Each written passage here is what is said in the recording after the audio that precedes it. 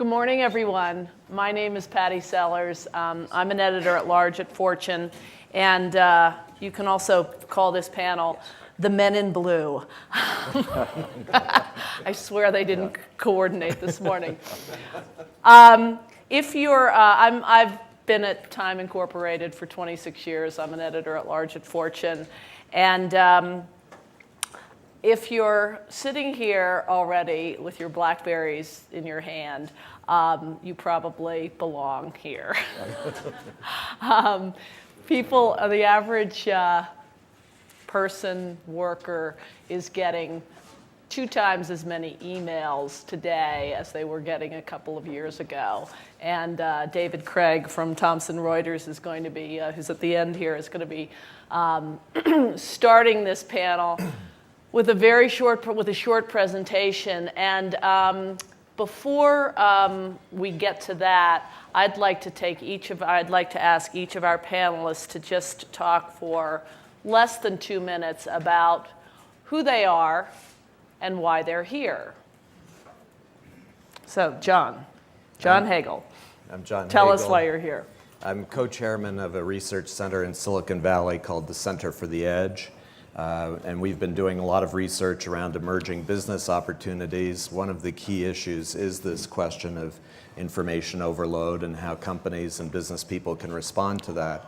As part of that research, we actually just published a book called The Power of Pull, which focuses on the broad changes that are occurring in the business landscape.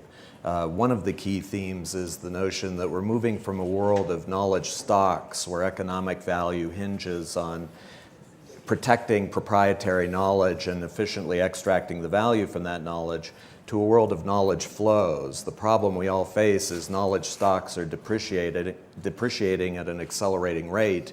And so the only way you can continue to create value is by participating in more and more knowledge flows. So again, this is front and center in terms of the work we're doing. In that context, I would just say that one of the key issues we've framed for executives is the notion of return on attention. It's a different kind of ROA than we're used to.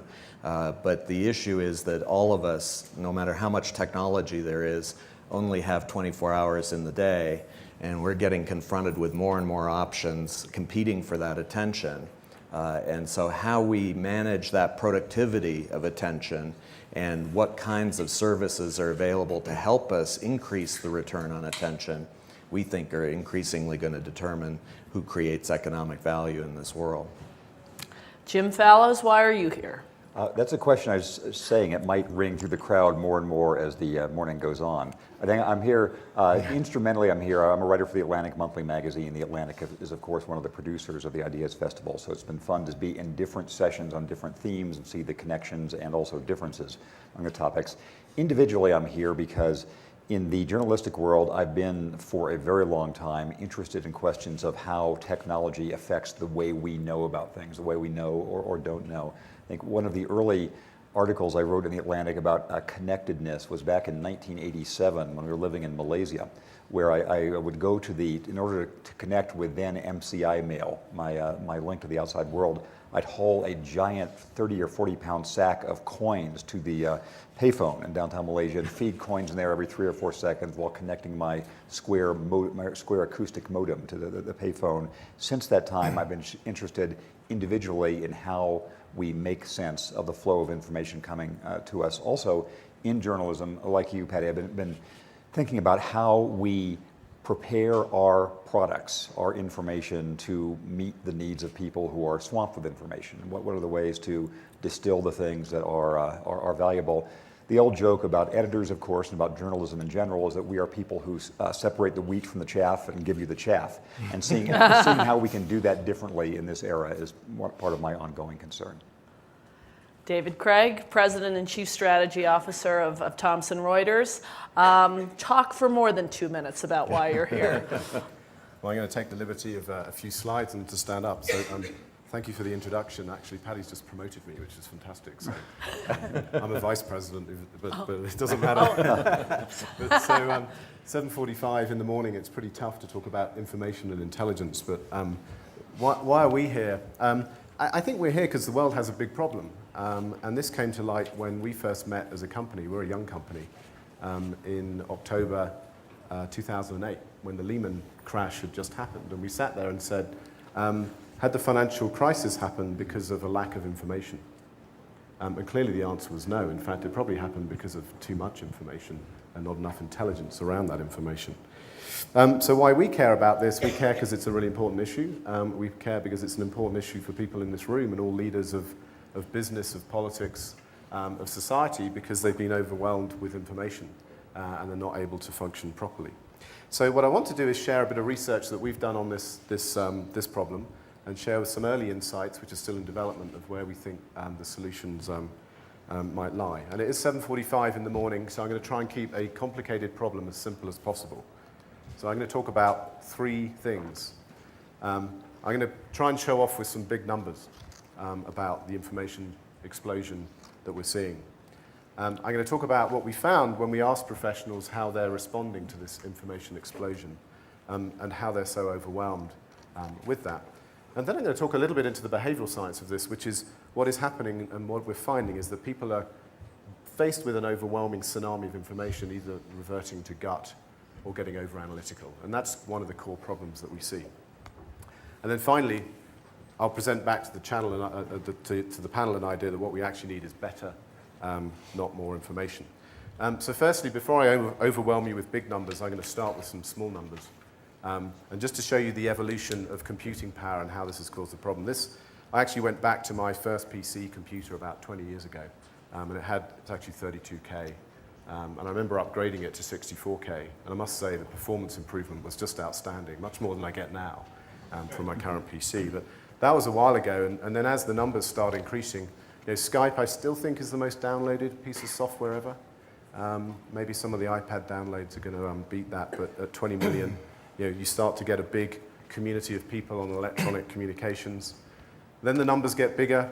Facebook claims, this is a little old now, it's grown bigger than that. They claim to have the biggest country in the world if you treat Facebook as a country of people. This is an interesting one. This is actually on our network. There's about 10 billion price updates going through the network a day. That's an outstanding figure. If you just divide that by seconds in a day, you realize how quickly the financial markets are moving and how much information is flying around. And largely that's due to electronic trading and all the algos that are out there that are computing this. Now the numbers start getting really big. I did engineering at university, and actually some of these Greek letters I had never even come across then. So this is an estimate of the new data bytes a day. And then Google is supposedly looking at 100 exabytes of data every day. So you kind of see this pattern of large amounts of data. And I don't know how they estimate it, and I wouldn't know how you count it, but apparently there's 800 exabytes, which for those who are interested is 10 to the 26, I think, of data. And it's growing by 50% every year. So a large amount of data, and those are big numbers, but let me just illustrate it with something I looked at yesterday, actually. We went through back into our databases and said, in 2009, if you looked at all the regulators in the world, just in banking, we just took financial services, how many updates were there in 2009? It was 11,000 updates, so regulatory changes, enforcement actions. That's over 40 a day. So if you're a bank, you're having to deal with 40 major updates a day that are coming at you about how you change your business. So this isn't just about large amounts of storage and computing power. It's real for professionals because they're getting overwhelmed with this information. And we went to look at this. So we actually did surveys and studies. We surveyed about 300 plus professionals from a good broad set. We teamed up with London Business School and actually went with their class of MBA students and asked them. We screened a lot of things out. We took out spam. We took out all that junk email you get. And yes, the number of people receiving a large volume, but 50 is doubling, both in professionals and students. But I think the interesting chart at the bottom was quite intriguing, because what we learned there was that the old forms of communication, email, if I can call that old now, but phone and fax and newspapers, actually hasn't declined. But new forms of interaction and information have come on top of that. So you kind of think, well, where does the new time come from? How do I get, as a professional, the ability to do email, phone, and fax, and also do blogs and video and other formats? So you can kind of see that there's not just more information from more people, but there's more channels of information. and the old channels haven't necessarily gone away. And this was proved by another little data point we had. We looked at, and this was very surprising, we looked at who's spending more than 3 hours a day reading journals, and how many publications are people looking at. And actually, we thought this would go down, and I'm sure all the newspaper people in the room are very excited about this, but people are actually spending more time reading newspapers and reading journals and getting data. And one of the factoids that we got from the survey was 75% of all the respondents who said they were overwhelmed with data also said they wanted more data, which was quite ironic. So there's this kind of consumption habit that we've all got, that we want more and more information about what's going on in the world, and that is in itself creating this cycle of behavior for us. So professionals are overwhelmed. There's not just too much data, but there's too many avenues of data. There's always another place you can go explore and find some more stuff that could be more interesting that you'd want to share with your friends and colleagues. And at the end of the day, our jobs is not to hunt data. Our jobs is to lead and make decisions and form policy and do that. And so this is the problem that we're seeing. So what's the solution to this? Well, firstly, what we've got to understand what's happening on the behavioral side. And we came up with a hypothesis of behavior that we then tested with our LBS students. And we found that what is happening is that you look at the two extremes of decision making. You've got intuition on the left-hand side. And for those who've read Malcolm Gladwell's book, Blink, he actually says often this is a very good way of making decisions. You go on gut and instinct. It uses experience. But it does have some weaknesses. It can be subject to bias. It's not auditable. It's difficult to repeat or explain why you took that decision. And it's actually very dependent on experience. So it's not very scalable. You have to have a lot of experience to be confident at doing gut decisions. And if you're running a big company, you can't have the whole company running on gut. But at the other extreme, when you've got information overload, you get over-analytical. You're hunting more and more data. You're getting lost in the trees, if you like, and not seeing it. And it's very time-consuming and expensive. We asked people how much more money they were spending on teams of analysts and teams of people in their corporations, and most of them said it had doubled in the last 2 years.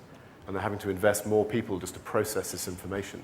So they're kind of, the tools and the interpretation and the technology that we have actually is not helping it's helping the supply side. It's not necessarily helping the demand side on the interpretation of this. So the question is, of course, okay, what do you do about it? If the optimum way of behaving is to use enough experience and gut, but enough data, then you kind of need to be somewhere in the middle that has a more repeatable and more trustworthy form of making decisions. And what we come up with is we call it the hierarchy of information decision making. That if you satisfy 4 elements of information, that it's trusted, it's connected to the outside world, it tells you where it is and what it means, it's contextualized, so it knows what you are, who you are, what you're looking at, what you're doing, what your colleagues are doing, and it's channeled, so it understands whether you're on a PC or a mobile, it understands if you're in Aspen Festival or you're in London. It understands whether you're, and it understands how to get your attention. Then you've got information which is way more usable and that you can do this. And a good example I like to use is on context. So if you go onto Google, and I run strategy at Thomson Reuters, I'm often looking at economic things. And if I type in, I'm looking up economic monetary union. So I type in EMU. Google doesn't know who I am. So what it does, and you can try this, it brings back 7 pictures of big Australian birds. I tried this on Bing, because I thought, well, Bing is saying it's more intelligent and it understands business, and you do it on Bing, it'll give you actually 8 Australian large birds. So, because the machines don't know who I am, they can't give me the information that I need. I often think that if business people had invented search and not technologists, they wouldn't have called it search, they would have called it find. Huh.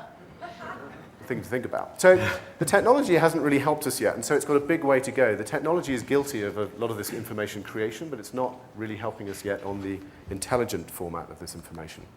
So last and least, we did some tests. It's small, it's early days, but we had some fun with it. We went to the LBS MBA class and we gave them £50. And we said, you can triple your money. So we wanted to create a real life condition. We did pay them, by the way, if you're asking after this. And we separated them into 2 groups, and we gave both groups exactly the same information. And their job was to absorb that information, which is around paper and pulp industry, and decide whether they should invest or sell into a real company that we'd hidden for obvious reasons.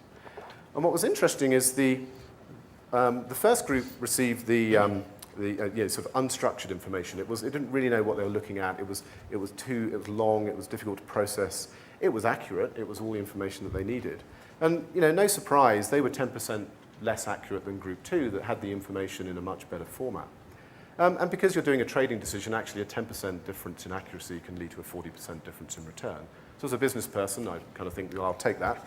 I understand that. That's actually quite good. But what was really interesting, a couple of things came out, was the predictability in Group 1, is that they were basically all over the shop on how long they took to make the decision. And what we'd said to them was that every additional minute that you took and every additional bit of information you absorbed, we would charge you another £1. So you have this interesting phenomena where the more time you're spending to take the decision, the more money you're going to make because of the return.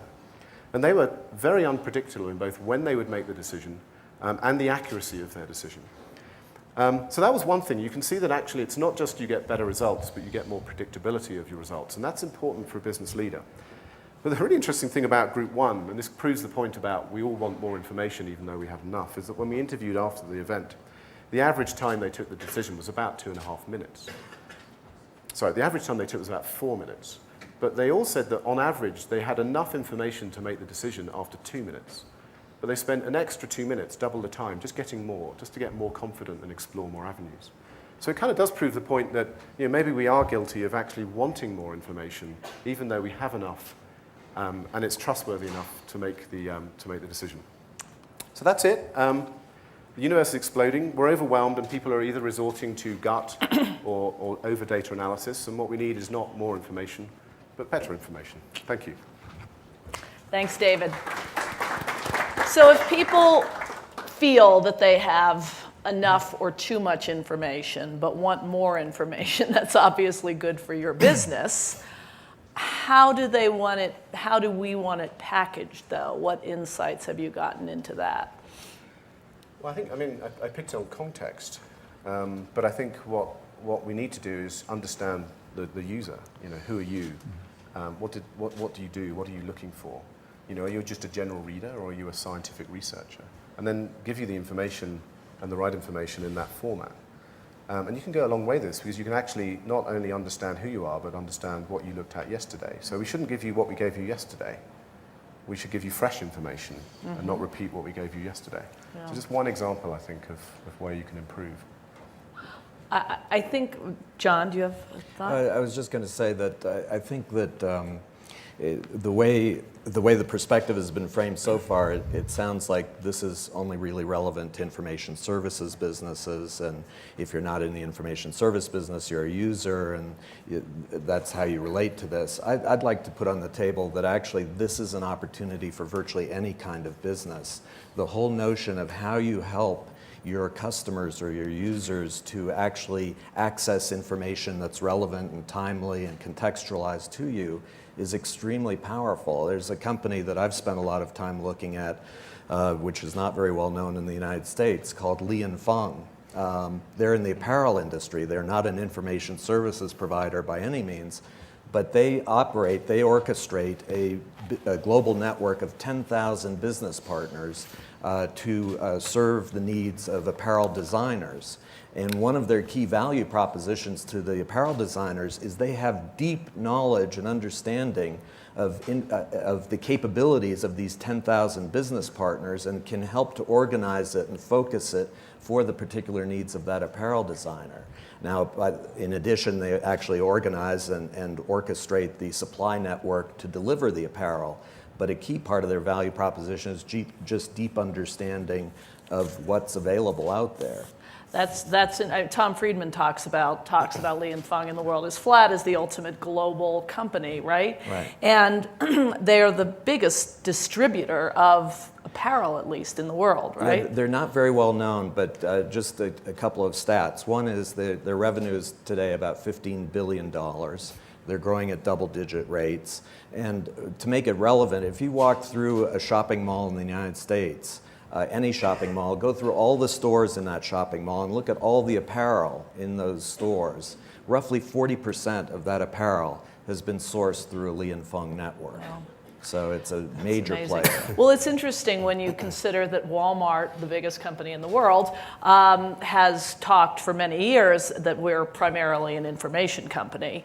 Li and Fung, which is their biggest supplier, biggest in their supply chain also, probably would define itself as an information company, I guess. And it's interesting that actually Walmart about 4 months ago negotiated a major deal with Li and Fung to turn over all their apparel sourcing and supply network activity to Li and Fung. So this best-in-class supply chain manager has basically admitted that Li and Fung has a superior way of providing that kind of information and capability access relative to what they've done in the past. Interesting, Jim. And to be concrete about what we're talking about here with Li and Fung and similar companies, there is the way it does its business out of Hong Kong is essentially to know all the small factories in China, so that if you have this coat you want to make, they know who at this moment has the buttons that can be done at a certain time and where there's been labor unrest and all the rest. And it's interesting how I think, in a sense, Li and Fung is on the waning edge. There's a lot of competitors there in southern China which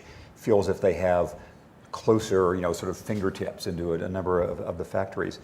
Let me mention, if I might, a way to, my perspective on information is sort of less business strategy oriented than in some other fields. And let me just give a couple of complementary points to this discussion, if I could.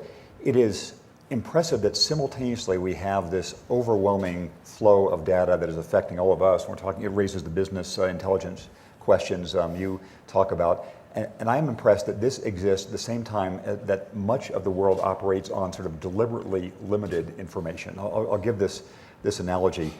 As sources of info have diversified within the United States, we see more and more the political phenomenon of people knowing only a sort of a particular channel of info. That 30 years ago, when the CBS Evening News or NBC were the sort of limited nighttime sources of information, there was a common ground of what people knew. Now people have their own cable networks, and we find in elections that people in different political parties, they believe different facts. So as we have more information, we have actually less broadly shared knowledge. And living recently in China, I found the same sorts of thing, that information is in theory available every place, but everybody there pretty much believes the same thing about certain political issues, whether it's Tibet or Taiwan or the government's role or whatever. And so we have a paradox of, for some people in some circumstances, coping with overload, and many people responding by deliberately channeling and sort of having these funnels of separate fact universes. One other point, I think that many people in the journalism business, which in different ways many people on this platform and the conference share, have been in despair about how that business will survive. I think the trends that you illustrate suggest there is a real future for what journalism has classically provided, which is contextualized, analyzed information. And so, in a sense, you were saying this is the modern definition of what journalism has been about for a long time. So it's finding the different business models to get into in front of people's eyes. Yeah, that was very encouraging, that point that you made about people reading more journals. I think I question, and I bet you do too, Jim, about how the material from those journals is going to be packaged and branded, because I wonder, as a writer at Fortune for the last 26 years, how, my stories may be read if my brand, my byline is Patricia Sellers, and my content is good enough. But will it be sold? Will it be accessible to you under the Fortune name, or will you just find my stories by Googling them? I don't know. Can I just hog on that for a second? I know I'm speaking last. I'll start off on this one too. I recently did a long story in The Atlantic, essentially the perspective on the news business from inside Google and similar companies. And what was fascinating is that in our business, we have all these almost religious arguments about, will people pay for the news or will they not? And it's just the sort of thing that we and our friends discussed at 1,000 journalism conferences. And I found that inside Google, that was not even an interesting question. Their assumption was, of course people are going to pay for this. All through human history, there's been a spectrum of how people paid for information, from things that were assumed to be free and made revenue in other ways, and things that had very small circulations and very high prices. and just a matter of reconfiguring that now for the era of mobile devices and everything else. So they thought, of course, what are you even talking about? People are going to pay for this. We just are working out the way that it'll happen. I don't want to make this too much a discussion about journalism, but I want to ask Jim, would you encourage young people today to go into so-called print journalism? I would encourage them to go into journalism, and I find the print versus all their medium versus all their media, that will be a sort of a tactical, instrumental thing. But yes, I very much would and do encourage young people to go into journalism, because exactly as we heard, the basic function of explaining the world is only going to become more important. And the journalism business has been sort of artificially stable over the last 40 or 50 years. It's always been a tumultuous one, and new business forms are being made now. So somebody in his or her early 20s is in a great position, I think, to have to be part of a newly structured journalism business. Mm-hmm. Mm-hmm. John? I just wanted to add something that as bleak or as challenging the picture that David painted in terms of information overload and information access. I think that the situation's even worse, just to get it on the table, in the sense that I think one of the byproducts of this information overload is we are so consumed with information, things that can be expressed and quantified and made available to us on a screen, that we have lost sight of a different kind of information or knowledge, which is even more valuable in this world, which is tacit knowledge. In a rapidly changing world, the knowledge that I believe is most valuable is tacit knowledge, knowledge that we can't even express, that is so deeply embedded in each of us that we have a hard time expressing it to ourselves, much less to anybody else.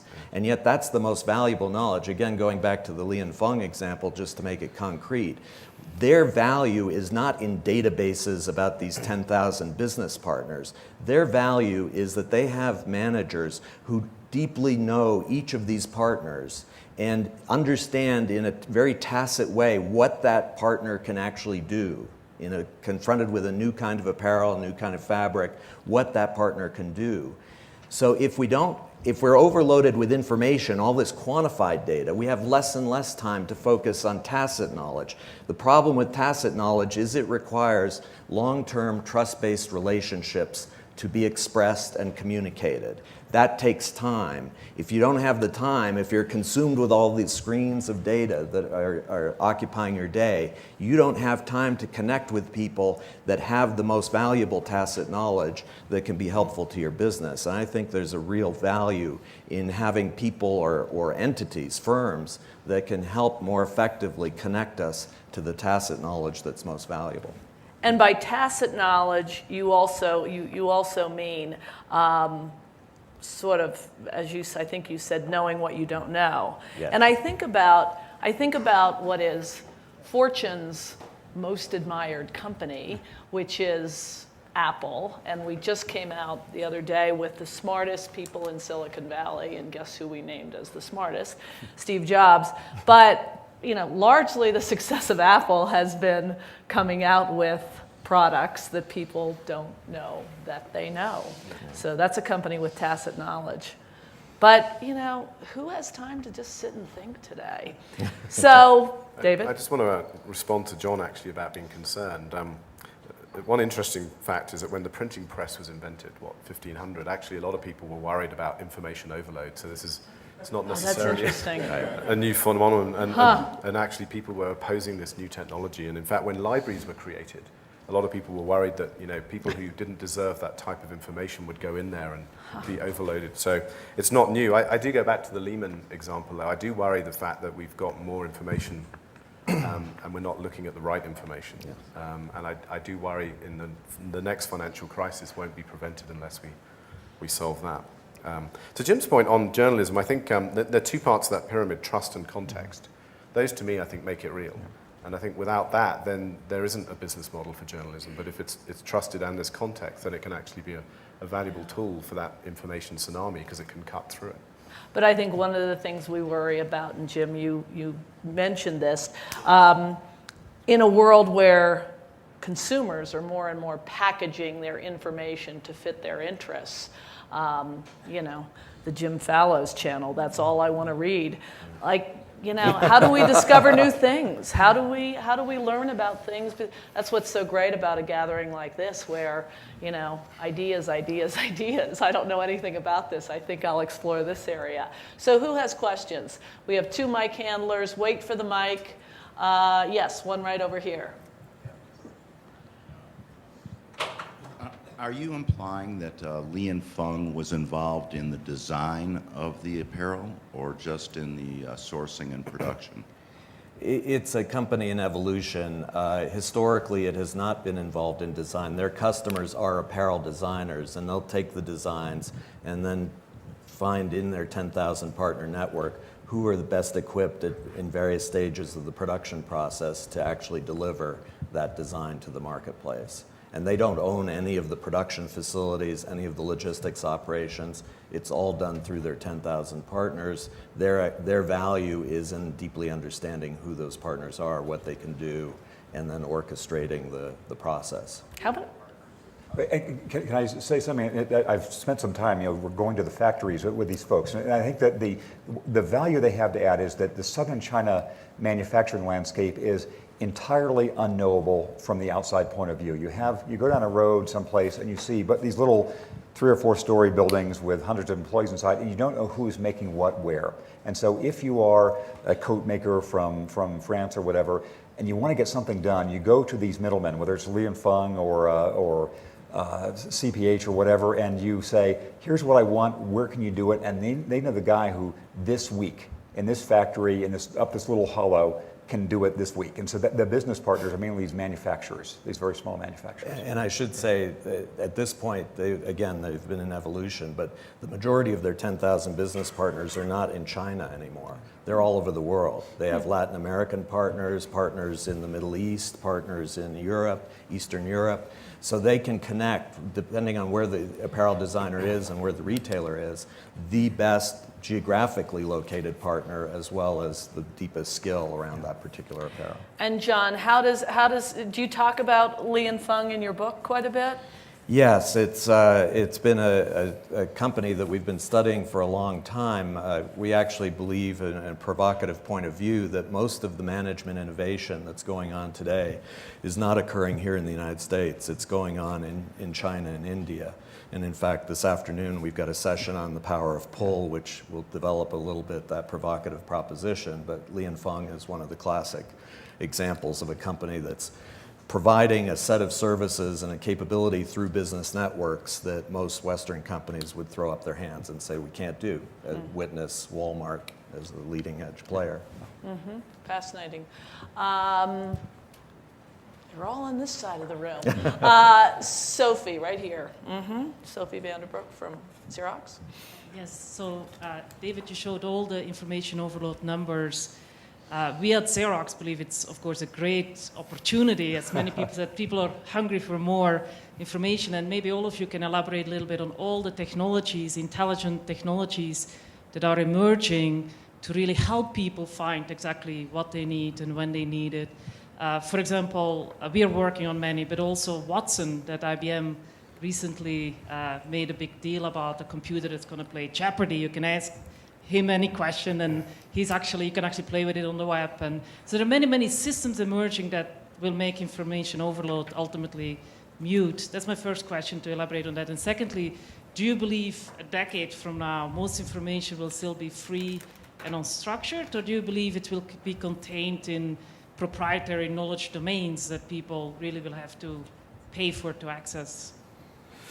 Yeah, I mean, a lot of the big numbers do come from the technology firms, because obviously they're excited about more storage and disk and CPU. Just a point from our point of view, it's not necessarily a good thing, because I talked about that 10 billion trade updates. We have to carry that. That costs us money, because Moore's law doesn't catch up quick enough. So it's not necessarily a good thing for us. It's really not a good thing for many corporations. They're having to spend a lot more money to process all this information. So what are the tools that are out there? Obviously storage, being able to store and process this, and there's a lot of storage technologies out there. I think one tool that I'll talk about, which I don't want to plug our own, but just because I know it well, is a tool called Open Calais. And what Calais does, it's available free on the web actually if you want to try it. is it takes unstructured language and text like a news article, and it'll use language heuristics to tell you what that story is about and tag it with the metadata. So it does two things. It not only kind of synthesizes unstructured text into a summary, but it also links that into the rest of the web with metadata. And that's very powerful because then you can connect that information, be it an article in a newspaper or an analyst report or a bit of scientific research, to other parts of the web domain automatically at speed of processing power, not speed of humans. So that's just one great technology. David, how do you spell that? Calais, as in the French town. Oh, okay. Calais, opencalais.com. And you can go in there and throw in one of the Fortune articles or anything, and it'll actually tell you what Paddy was writing about. Oh, jeez. The Cliff Notes version, huh? And then your second question, free in versus paid for. I think both. I mean, I think there's room for both. And the models people will still pay for information that is specialist in their domain. I think what free does, though, is it reminds us as information providers that the gap between free and paid for has to keep increasing, and we have to keep improving what we're delivering that's paid for versus what's available for free. So for us, it's a good thing. It's reminding us that we have to keep investing and innovating to do that. Jim? Just to address this briefly, so it does impress me that while the technology of information is accelerating faster than ever before, as David was showing, there always has been this tension between the limits of the human mind and human personality and the information of any given era. And so I think one reason that, for example, Shakespeare's plays still ring true to us, it's still the basic human being, the basic search of what's knowable, what's unknowable. And so I think we are seeing the latest chapter in a very, very long drama in which people try to assign priority to the various things coming into them, to be aware of the things they don't know, which has been a challenge all through history, and to find ways to both look for things purposefully and be surprised by new information. So I think the constants of human nature will also affect how this information age works. John, what companies, besides Lee and Fung, are the real winners here? And Thomson Reuters. And the Atlantic and Time Inc. And Time. I think at the end of the day, it's a lot of opportunity for a lot of different companies, because in my mind, this is a white space. This whole notion of how do you manage return on attention for customers, and it's, again, not just information services businesses, but in any arena of business activity, or for that matter, education, nonprofits. In every arena, we are challenged by this information overload. So positioning yourself as the trusted advisor who can help provide the context and the curation and the channeling is going to be well positioned. I do think, to be provocative, at the end of the day, it does require fundamentally redefining what business you're in. So I'll take the media business just to be provocative here. The media business is very concerned about having their content in front of the audience's eyes. The trusted advisor that I'm talking about doesn't care where the content comes from. It can come from any source. And that's part of the value you're providing to the customer, is saying, I'm not just going to deliver you the content that I happen to have developed. I'm going to help connect you with that content wherever it is in the world. And I'm going to deeply understand the context for you so I can become a trusted advisor. And I think that to be really serious about context, you have to have a 360-degree view of that customer, that individual customer, and their context. And you cannot possibly do that if you are a product company just pushing your product to the customer, unless you've got a customer who just sources from you, your product set. You will never have a 360-degree view of who that customer is and what their needs are. That's a key requirement to deliver on the context. And then that makes me think that the news aggregators are going to win against Time Inc. and the Atlantic. Yeah, I would say the news aggregators that we see today are very primitive implementations of where I see the opportunity. I think, again, it's developing a very deep understanding of the individual user in a way that most of the news aggregators just don't do today. They're in the business of bringing together lots of news, and then you can just pick and sort. And yeah. I think particularly the value here is around something that you mentioned earlier, this notion of serendipity. finding things that you didn't even know existed, and more importantly, I believe, people that you didn't even know existed, that serendipity is going to become more and more valuable in a world that is rapidly changing and where we don't even know what questions to ask, what to look for. But if you have a trusted advisor who deeply understands your individual context, they can be a trusted advisor in terms of recommending things to you and people to you that you didn't know existed, but were extraordinarily relevant to you. The original news aggregator was, of course, Henry Luce and Britt Hadden. That was the business model for Time magazine. So with different technologies, we've had sort of ever-evolving news media, and I think we'll see some of the same patterns repeat themselves. That's interesting, yeah. Yes, way back here. Oh, I'm sorry. There's a microphone. Not near, wait for the mic. I want to reach people in the back, though. My name is Sue Ellen Freed from Kansas. John, I appreciated your reference to tacit knowledge and the difference, implying the difference between wisdom and knowledge. And what I'm concerned about, and I wonder how you all feel, about an overload of information that sometimes transfers into belief trumping reason. I'm sorry, into? Belief trumping reason. That's a great question. In the political realm, I think we have seen that notably in the last generation in the U.S., where, as I was mentioning earlier, polls after most of the elections showed that for presidential candidates, people who support one or the other, they believe different facts to be true. They don't just have different principles on big government, small government. They just believe different things about the world. And just to give an example in the news, most viewers, most Republican Party enthusiastic supporters now, something like almost half, believe that President Obama is not a U.S. citizen or is not born in the U.S. So, I mean, some of you may believe that too. I'm just saying as a factual matter, there has been this polarization, and that probably has more consequences in the political realm than it may even in some business realms. Well, there was a story about a week and a half ago, I think, on the front page of the New York Times about religion apps for the iPad. Did you see this? And there are all these apps that you can download for free or $1.99 that are, most of them have the word fact in the name. And it's like religious facts, God facts. And it's either telling you that God exists or God doesn't exist. And you just download the app to get your whole arsenal of information to make your argument. What's a fact today? What's fair and balanced? And I will say, I think that is the danger of personalization, at least the way that it has been framed, is this notion of you specifying what you're looking for, what you need. There becomes a very self-reinforcing cycle there, where if you have certain beliefs and are only wanting to hear about those beliefs, that leads, and I think has played a significant role in the polarization we're seeing in political debates today. And people getting their, especially young people, getting their information or having their news feed be, a social network. Their friends say this is true, so it's true.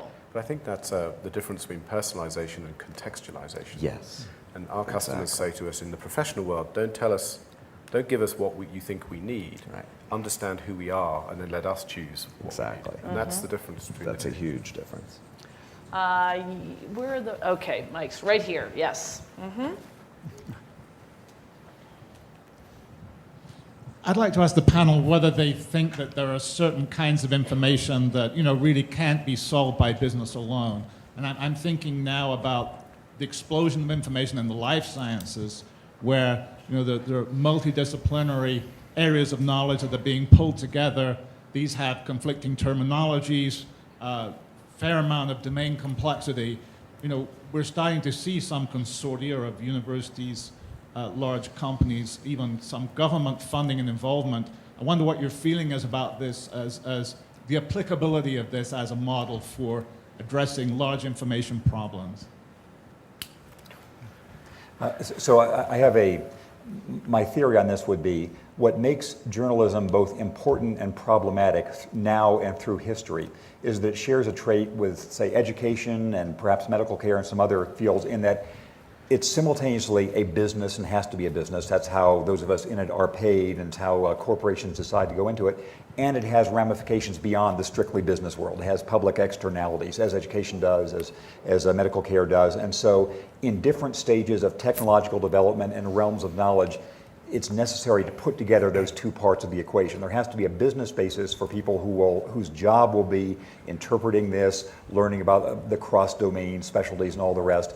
But it can't, if it's purely a business operation, then all of the public interest and effects of whether people understand correctly or incorrectly this emerging field, those are not captured purely by the business model. So I think a long-term problem in journalism has now new acuteness in how to balance the necessary business foundation for providing the information with all the externalities that affect all of us. And so any of these consortia are probably a good step towards solving that long-term problem.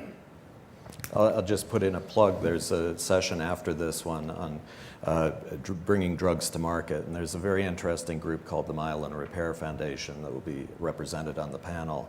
And I think they're at the leading edge of helping to cross those disciplinary boundaries, creating a common framework for not only dialogue, but focused research that can leverage the different disciplines. So, huge value.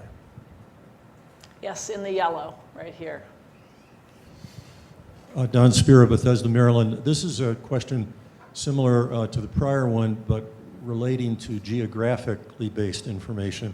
There's been a lot of reference to that in some of these discussions, and I'm told that upwards of 60% of this deluge of data that we have has a geographic component, which is important. It could be an address in a spreadsheet. It could be a map with latitude, longitude data. But that data is kind of in the state now of word processed documents 20 years ago, where one system doesn't talk to another, and it's very hard to get at. Is this a significant issue? Yeah, I mean, I think what I observe is a lot of data that's arriving is kind of hinged on a few keys, if you like. There's a couple of keys. I think geo is one. I think legal entity. I think person.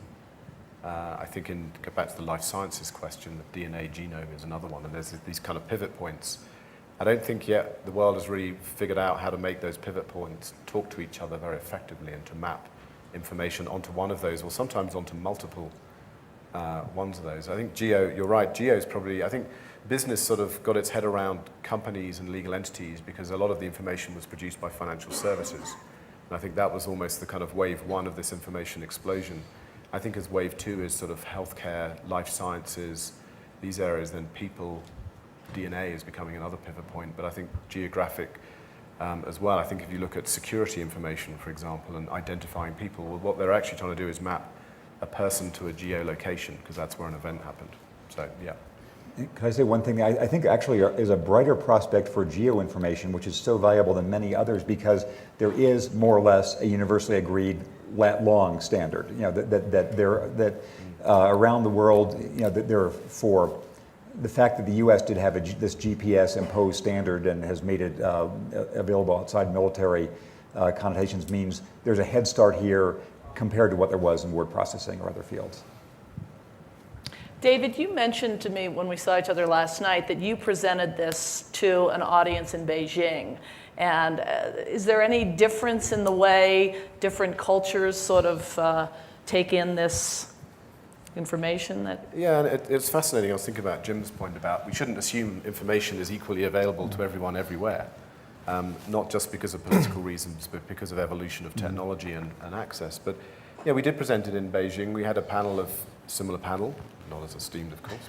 But, of course. But we had professionals in the room, scientists, lawyers, bankers. And initially the discussion took off exactly as I'd expect the discussion here to take off. But as we got towards the end, actually, the level of kind of almost anger in the room that people were creating wrong information was boiling up. And a few people were saying actually that we should fine individuals or companies for creating bad information that was out there. And at that point, we had to close things down before it got too far. But it was very different towards the end. Yeah.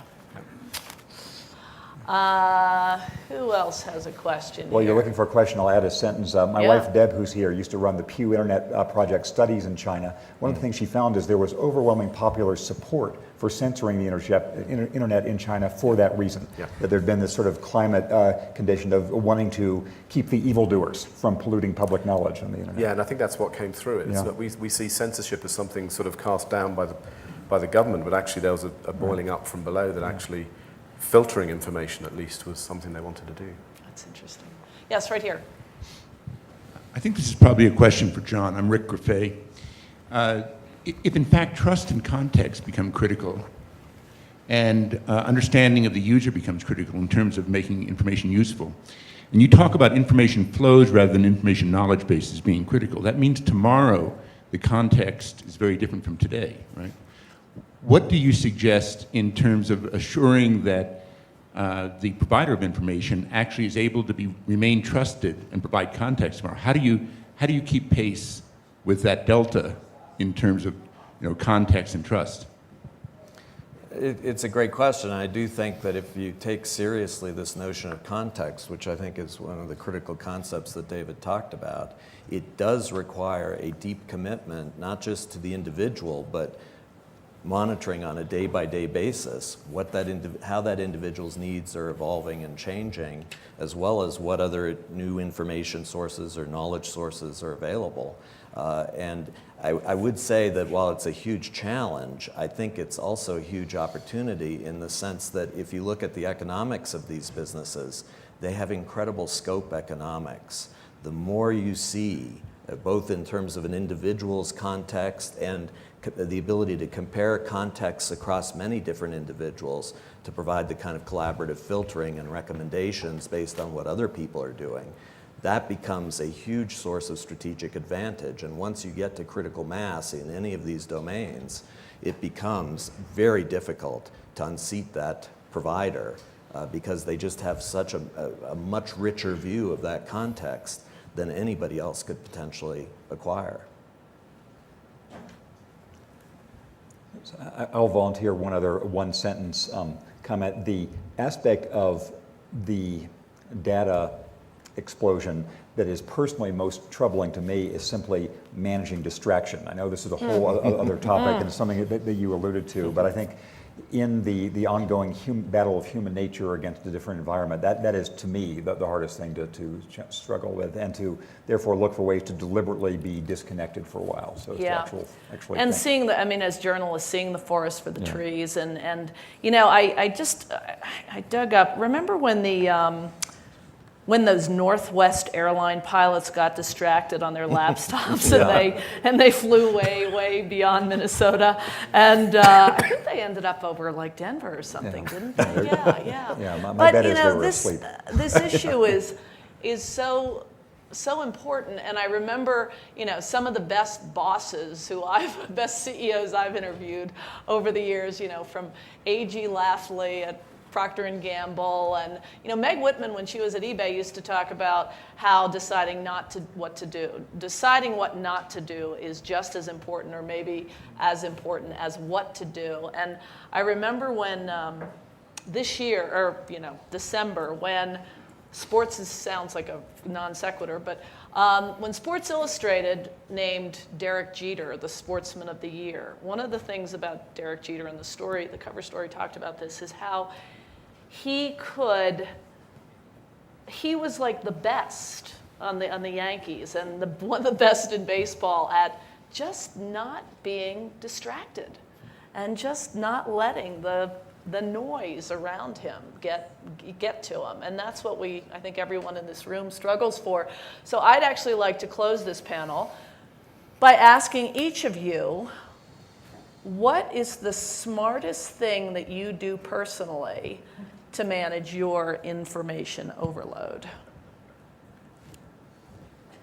I'm a very active user of social networks. I've become increasingly reliant on both my Facebook network and my Twitter network to help filter and identify really interesting things. And I've picked my network in part based on diversity, so that I'm not just dealing with people that run research centers in Silicon Valley, but I'm dealing with artists, I'm dealing with scientists, and relying on them to point me to things that are particularly relevant and useful. And it's been very powerful for me. That sounds like a lot of distraction to me. It actually filters in a way that gives me an opportunity to zero in on things. The serendipity factor in particular is huge. I find things that I never would have encountered if I had just been looking for them. Good for you. That's great. Jim? The world is made of different kind of people. I manage my life by deliberately not doing anything with Facebook at all. And my equivalent of that is putting myself in geographically different situations as often as I can, going to live in different countries, traveling a lot. So it's the physical version of serendipity, of just going to Linyi, China, or wherever, and seeing what happens when I get there. Well, I'm probably more like Jim, less like John. I agree in channel management, so I've got one email system only. I'm on one network, LinkedIn. I did open a Facebook account and I shut it down because it just exploded immediately with stuff. But something else I'll add is that in my job as running strategy, and this is a point which I think is really important, I've got some really smart people on the team, because despite all of these tools and all this information, actually you need smarter people to actually tell you what it means. And so that's really how I manage the information. Terrific. Thank you all. Thank you. Go pursue your serendipity.